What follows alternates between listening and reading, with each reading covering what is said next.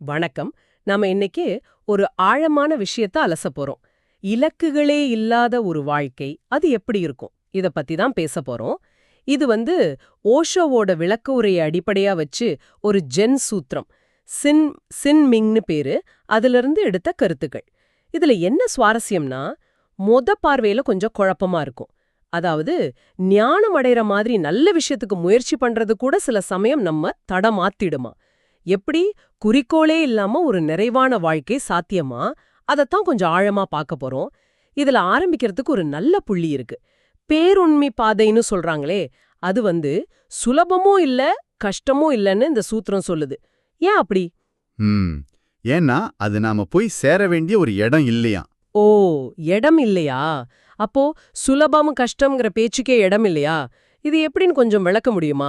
சாதாரணமா ஒரு விஷயத்தை அடையணும்னா அது கஷ்டமா சுலபமான்னு யோசிப்போமே. கரெக்ட். நம்ம அனுபவத்துல அப்படிதான். ஒரு இலக்கு இருந்தா அதுக்கு ஒரு பாதை இருக்கும். அந்த பாதை சில சமயம் ஈஸியா இருக்கும், சில சமயம் கஷ்டமா இருக்கும். ஆனா அந்த ஜென் பார்வை என்ன சொல்லுதுன்னா, உண்மை இல்ல ஞானம்னு சொல்றது அது ஒரு இலக்கே இல்ல. இலக்கே இல்லையா? ஆமா, அது உங்க இயல்பு. நீங்க ஏற்கனவே அதுவா தான் இருக்கீங்க. அதை அடைய தேவையில்லை.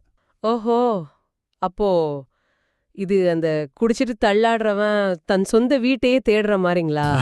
அருமையான உதாரணம். அதேதான். அவன் தேட வேண்டியதில்ல. அவன் எங்க இருக்கானோ அதுதான் அவன் வீடு. அவன் நிக்கணும், சுயநினைவுக்கு வரணும், அவ்வளவுதான். ஞானமும் அப்படிதான்.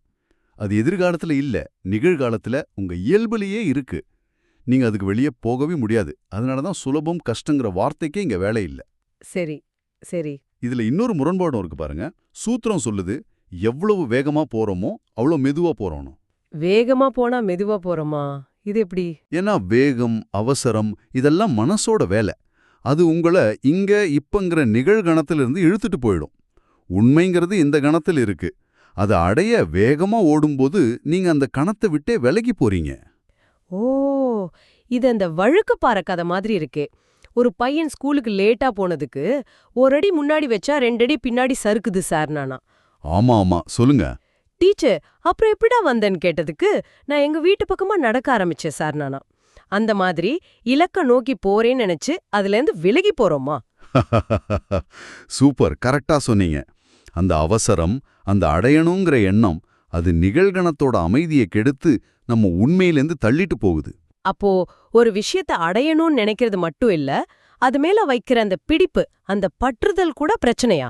உதாரணத்துக்கு, நான் ஞானம் அடைஞ்சே ஆகணும்னு ரொம்ப தீவிரமா நினைக்கிறது கூட தடையா? நிச்சயமா, அதுதான் முக்கிய எச்சரிக்கையே. உலகப் பொருள் மேல பற்று வைக்கிறது மாதிரி தான் ஆன்மீக இலக்குகள் மேல பற்று வைக்கிறதும். அந்த பொருள் இல்ல பிரச்சனை, அந்த பற்றுதல் தான் பிரச்சனை.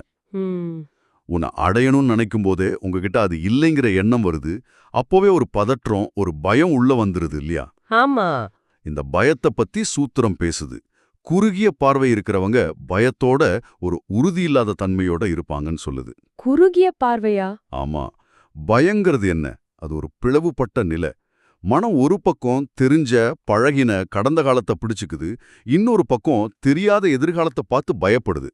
இது ரெண்டுக்கும் நடுவுல சிக்கிட்டு நிகழ்காலத்துல இல்லாம தவிக்குது. இயேசு கூட பயப்படாதீங்கன்னு சொல்றது இதனால தான். பயம்னா நம்பிக்கை இல்ல, மனம் பிளந்திருக்குன்னு அர்த்தம். சரி, இந்த பயம், இந்த பிளவு, இதுலேந்து எப்படி தப்பிக்கிறது? இங்கே இப்பொழுதே இருக்கணும்னு சொல்றீங்க. அது எப்படி? நம்ம மூக்கு நுனி உதாரணம் சொன்னீங்களே, அது மாதிரிங்களா? அது கண்ணு முன்னாடியே இருக்கு, ஆனா நம்ம பாக்கறதில்ல. மிகச்சரியா சொன்னீங்க. அதேதான். மூக்கு நுனி மாதிரி தான் உண்மையும். அது எப்பவும் இங்கே தான் இருக்கு. ஆனா நம்ம மனசு ஒன்ன கடந்த காலத்துல அலையுது, இல்ல எதிர்காலத்தை பத்தி கவலைப்படுது. அதனால நிகழ்காலத்துல இருக்கிறதையே கவனிக்கிறதே இல்ல.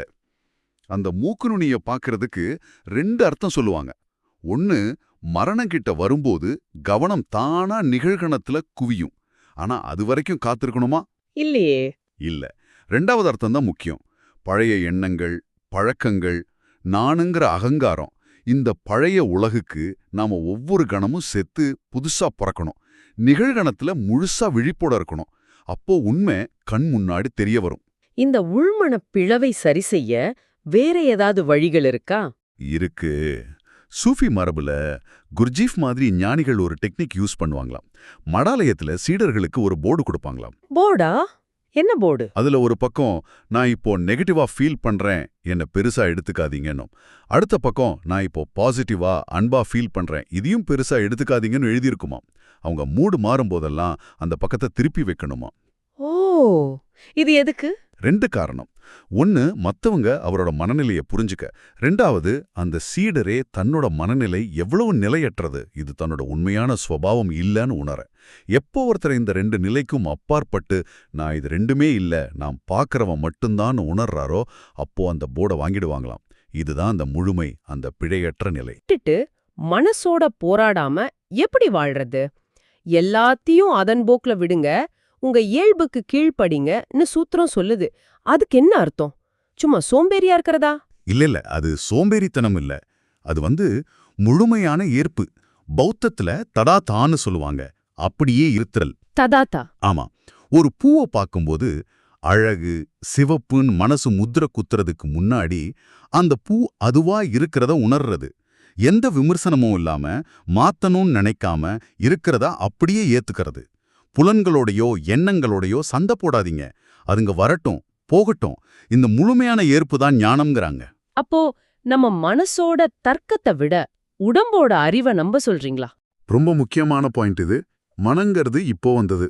ஆனா நம்ம உடல் பல கோடி வருஷ பரிணாமத்தோட ஞானத்தை சுமந்து நிக்குது. பாறையிலிருந்து செடி, விலங்கு, மனுஷனு இந்த உடல் ஞானம் தொடர்ந்து வருது. ம். எப்ப சாப்பிடணும், எப்ப நிறுத்தணும், எப்ப தூங்கணும்னு உடம்புக்கு இயல்பாவே தெரியும். நாம தான் மனசோட ஆசையாலையும் சமூக நிர்பந்தங்களாலையும் அதை கேட்கறதில்ல. இதுக்கு ஏதாவது உதாரணம் இருக்கா? இருக்கு. ஒரு ஆய்வு செஞ்சாங்க. குழந்தைகளை கொஞ்ச நாள் அவங்க இஷ்டத்துக்கு சாப்பிட விட்டாங்க. ஆச்சரியமா, எந்த குழந்தையும் தேவைக்கு அதிகமாவோ குறைவாவோ சாப்பிடல. உடம்பு சரியில்லாதப்போ சில சாப்பாட்டை அதுங்களா தவிர்த்துருச்சு. வளர்ச்சிக்கு என்ன தேவையோ அதை சரியா தேர்ந்தெடுத்து சாப்பிட்டுடுச்சு. இதுதான் உடலோட இயல்பு ஞானம். நாம வளர வளர மனசோட குறுக்கீட்னால இதை இழந்துடுறோம். அட, அப்போ அந்த புலன்களை அடக்கணும், கட்டுப்படுத்தணும்னு ரொம்ப கஷ்டப்படுற துறவிகள் அவங்க ஒரு வகையில விஷயத்தை தப்பா புரிஞ்சுக்கிட்டாங்களா? இந்த சூத்திரத்தோட பார்வையில ஆமான்னு தான் சொல்லணும். அவங்க புலன்களை எதிரியா பார்க்கறாங்க. ஆனா இந்த உரை என்ன சொல்லுது? புலன்கள் எல்லையற்றதை, இந்த பிரபஞ்சத்தை நாம உணர்றதுக்கான வாசல்கள். வாசல்களா? ஆமா. கண்ணால அழக பார்க்கறோம், காதால இசைய கேட்கறோம். இதையெல்லாம் எதிர்த்து போராடுறதுன்னா அந்த வாசல்களை அடைக்கிற மாதிரி. புலன்களை முழுசா வெளிப்போட அனுபவிக்கிறவன் அடக்க நினைக்கிறவனை விட உயிருள்ளவனா இருக்கான்னு இந்த பார்வை சொல்லுது. புலன்களை எதிர்க்காம அதை முழுசா ஏத்துக்கிட்டு அது வழியா வர்ற செய்திகளை கவனிக்கணும். சரி, புலன்களை ஏத்துக்கிறது ஓகே. ஆனா இந்த மனசு அது பாட்டுக்கு ஓடிட்டே இருக்கே, யோசனை, கவலை, பிளான்னு நிறுத்தவே முடியலையே. மனசுக்குன்னு ஒரு சரியான வேலை இருக்கு. மத்தவங்களோட பேசுறது, ஒரு ட்ரிப் பிளான் பண்றது, கணக்கு போடுறது, இதுக்கெல்லாம் மனம் தேவைதான். பிரச்சனை என்னன்னா அந்த வேலை முடிஞ்ச பிறகும் அது ஓயாம ஓடிட்டே இருக்கு. ஆமா. நிறுத்த முடியாத ரேடியோ மாதிரி. தேவையில்லாத சத்தம், குழப்பம். தியானம்ங்கிறது அந்த ரேடியோவோட நாப சரி பண்ற மாதிரி. தேவைன்னா ஆன் பண்ணணும், தேவையில்லைன்னா அமைதியாக்க கத்துக்கணும். குர்ஜிப் சொல்ற மாதிரி நம்ம மையங்கள் எல்லாம் குழம்பி போயிருக்கு. சிந்திக்கிற நேரத்துல உணர்ச்சி வருது, உணர வேண்டிய நேரத்துல யோசனை குறுக்கிடுது. இந்த மனசோட ஓயாத ஓட்டத்தால தான் நம்ம சந்தோஷமா இருந்தாலும் அது நிலைக்கிறது இல்லையா? கரெக்ட். 2 விதமான மகிழ்ச்சிய பத்தி இந்த உரை பேசுது.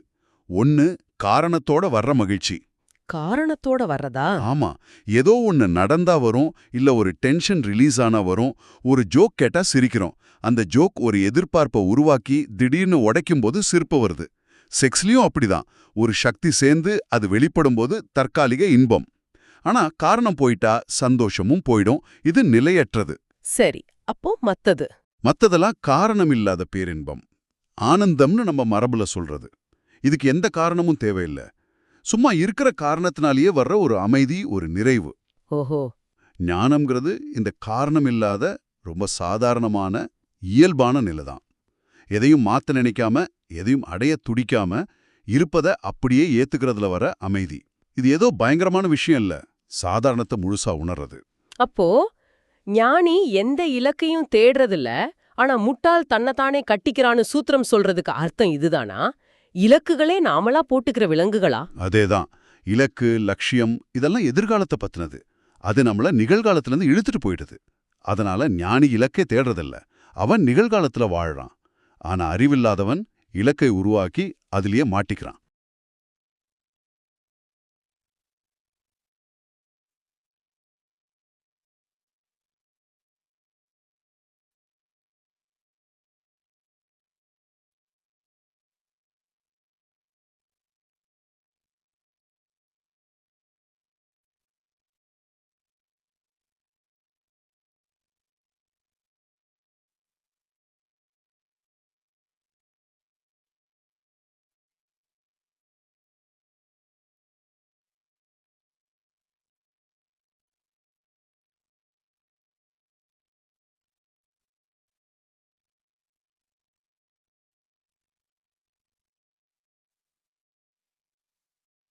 இதுல பெரிய முரண்பாடு என்னன்னா, இந்த மனசோட தலையிலேந்து விடுபட நம்ம பகுத்தறியற மனசையே பயன்படுத்த பார்க்கிறோம்.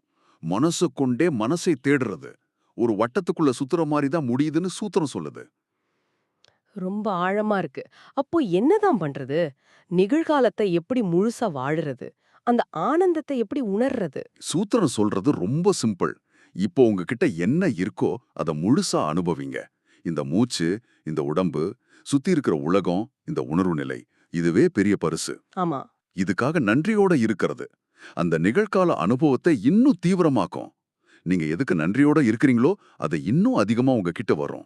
இயேசு சொன்ன மாரி இருக்கே, உள்ளவனுக்கு அதிகமா கொடுக்கப்படும், இல்லாதவன் கிட்ட இருக்கிறதும் எடுத்துக்கப்படும்னு. இது ஒருவேளை இந்த ஆன்மீக பொருளாதாரத்த பத்தி தானா?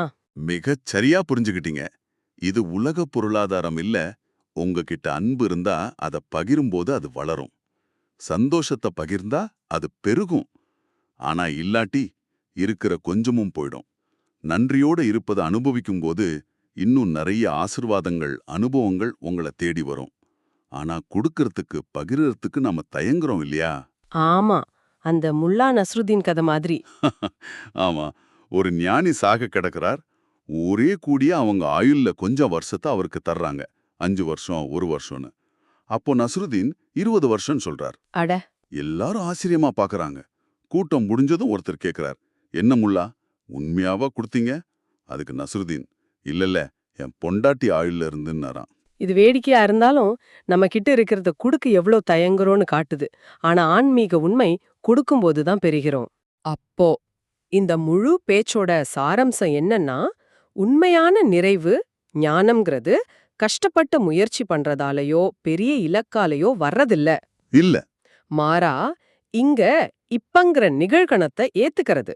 நம்ம இயல்ப, முக்கியமா உடம்போட ஞானத்தை நம்புறது. அப்புறம் ஆன்மீக இலக்கு உட்பட எல்லா இலக்கையும் விட்டுடுறது. இது மூலமா தான் சாத்தியம்னு சொல்றீங்க.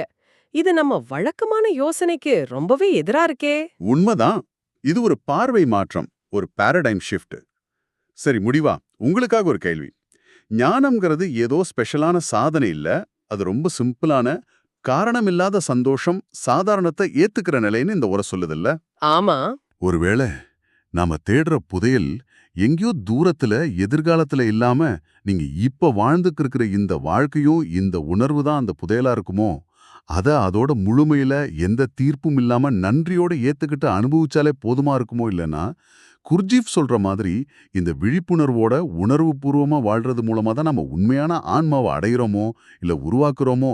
இத பத்தி கொஞ்சம் யோசிச்சு பாருங்களேன்.